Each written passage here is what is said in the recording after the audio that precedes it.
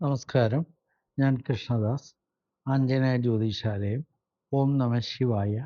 മനോജവം മാരുതതുല്യവേഗം ജിതേന്ദ്രിയം ബുദ്ധിമതാം വരിഷ്ഠം വാതാത്മജം മാനയോധമുഖ്യം ശ്രീരാമദൂതം ശിരസാ നമാമി. ബജരംഗി മീഡിയയിലേക്ക് ഏവർക്കും സ്വാഗതം. ഇന്നിവിടെ പ്രതിപാദിക്കാൻ പോകുന്നത് ഈ വരുന്ന ദിനങ്ങളിൽ വരുന്ന രാശി ഗ്രഹങ്ങളുടെ രാശിമാറ്റത്തെക്കുറിച്ച് കന്നി രാശിക്കാർക്ക് അനുഭവത്തിൽ വരുന്ന ഗുണദോഷ ഫലങ്ങളെയാണ്.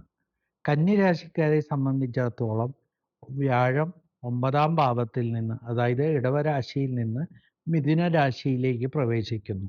അതായത് 10-ല്, അതായത് നമ്മുടെ പ്രവൃത്തി മണ്ഡലത്തിലേക്ക് വ്യാഴം പ്രവേശിക്കുന്നു. അതുപോലെ തന്നെ ശനി 6ാം ഭാവത്തിൽ നിന്ന്, അതായത് കുംഭം രാശിയിൽ നിന്ന് മീനം രാശിയിലേക്ക് മാറുന്നു. അത് കണ്ടക ശനിയായി മാറുന്നു. അതുപോലെ രാഹു 7-ൽ നിന്ന് 6-ലേക്ക്, അതായത് മീനത്തിൽ നിന്ന് കുംഭത്തിലേക്ക് മാറുകയാണ്. അതുപോലെ കേതു ലഗ്നത്തിൽ നിന്ന്, അല്ലെങ്കിൽ ചന്ദ്രലഗ്നത്തിൽ നിന്ന്, അല്ലെങ്കിൽ കന്നി രാശിയിൽ നിന്ന് ചിങ്ങം രാശിയിലേക്ക് പ്രവേശിക്കുന്നു. ഈ ഗ്രഹമാറ്റങ്ങൾ കൊണ്ട് സാധാരണയായിട്ട്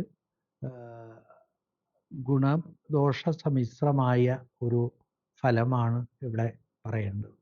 അതായത് ഈശ്വരാധീനം ഉണ്ടെങ്കിൽ തന്നെയും കർമ്മത്തിൽ വ്യാഴം നിൽക്കുന്നത് അത്രയേറെ ഗുണം ചെയ്യില്ലെങ്കിലും നമ്മൾ ചെയ്തുകൊണ്ടിരിക്കുന്ന പ്രവർത്തികൾക്ക് യാതൊരു വിധത്തിലും ദോഷങ്ങൾ വരാതെ ദൈവാനുഗ്രഹം കൊണ്ട് നല്ല രീതിയിൽ പോവും. പുതിയ സംരംഭങ്ങളോ പുതിയ കാര്യങ്ങളോ ഒരുപക്ഷെ നമുക്ക് തുടങ്ങാൻ സാധിച്ചു എന്ന് വരില്ല.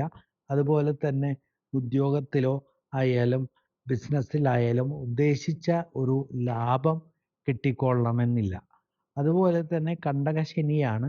അപ്പോൾ അവിടെ നമ്മുടെ വരവിൻ്റെ സ്രോതസ്സ് കുറയാൻ സാധ്യതയുണ്ട്. അതുപോലെ തന്നെ കുടുംബ ജീവിതത്തിൽ ഭാര്യ ഭർത്താക്കന്മാർ തമ്മിൽ അഭിപ്രായ വ്യത്യാസങ്ങൾ വരാനും പാർട്ട്ണർഷിപ്പ് ബിസിനസ്സിലും അഭിപ്രായ വ്യത്യാസങ്ങൾ വരാനുള്ള സാധ്യത വളരെ കൂടുതലാണ്.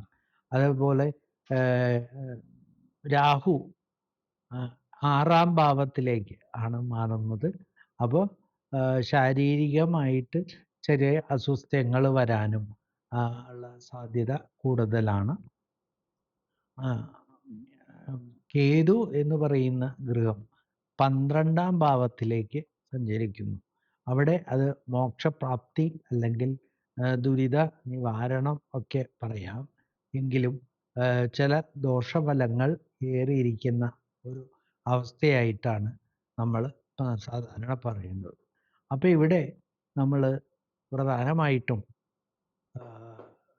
ചെയ്യേണ്ട വഴിപാട്, ഉത്രം നക്ഷത്രക്കാർ പ്രധാനമായിട്ടും ശാസ്താവിന് നീരാഞ്ജനം കത്തിക്കുക, ശാസ്താവിന് അഷ്ടോത്തര നാമാർച്ചന കൊടുക്കുന്നതും, അതുപോലെ വിളക്ക് വയ്ക്കുന്നതും, നെയ്പായസം അല്ലെങ്കിൽ എള്ളുപായസ നിവേദ്യം നടത്തുന്നതും, സുദർശനമൂർത്തിക്ക് സുദർശന മന്ത്രാർച്ചന, നെയ്വിളക്ക്, തുളസിമാല എന്നിവ നടത്തുന്നതും, സർപ്പങ്ങൾക്ക് മഞ്ഞപ്പൊടി അതുപോലെ പട്ട് മുതലായവ സമർപ്പിക്കുന്നതും, ഗണപതി എന്ന് പറയുന്ന സങ്കല്പത്തിൽ ഗണപതി ഭഗവാന് പ്രധാനമായിട്ടും വിളക്ക് വയ്ക്കുന്നതും, വെള്ളിയാഴ്ച തോറും നെയ്വിളക്ക് വയ്ക്കുന്നതും, കറുകമാല ചാർത്തുന്നതും, പഴം കൊണ്ടുള്ള മാല ചാർത്തുന്നതും, ഗണപതി ഹോമം നടത്തുന്നതും ഒക്കെ ബുദ്ധിമുട്ടുകൾ, തടസ്സങ്ങളൊക്കെ മാറാൻ വളരെ ശ്രേയസ്കരമായിരിക്കും.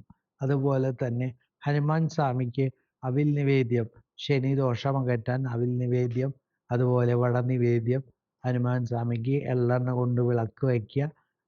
ശനിയാഴ്ച ദിവസങ്ങളിൽ ഹനുമാൻ ക്ഷേത്രത്തിൽ ദർശനം നടത്തുന്നത് വളരെ ഗുണകരമായിരിക്കും. അതുപോലെ തന്നെ വിഷ്ണുമായ ക്ഷേത്രങ്ങളിലും ചാത്തൻ സ്വാമി ക്ഷേത്രങ്ങളിൽ വെള്ളാട്ട് കർമ്മത്തിന് കൊടുക്കുക, ശാക്തേയ പുഷ്പാഞ്ജലിക്ക് കൊടുക്കുന്നതും വീതുകർമ്മങ്ങൾ കൊടുക്കുന്നതും എല്ലാം ദോഷകാഠിന്യം കുറച്ച് ഐശ്വര്യപ്രദമാക്കാൻ, ജീവിതം സുഖകരമാക്കാനും സഹായിക്കും.